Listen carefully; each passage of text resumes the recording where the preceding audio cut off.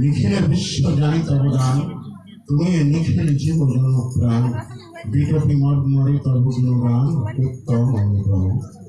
কতদিন তোমাহারা মনে নাই সেই দিন ক্ষণ সাল, শুধু মনে পড়ে হলো বহুকাল, ঘুরিতেছি হয়ে পথের কাল, ঝরাই নয়ন ধারা।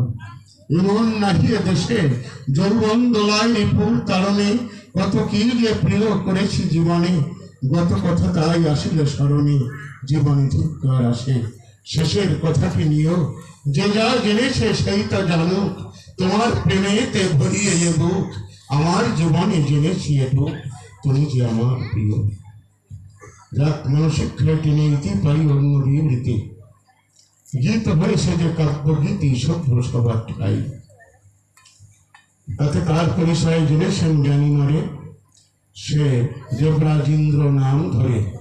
আমারে শিব ভক্ত উপমন্যু তার ভূমিকায় দিয়ে পরে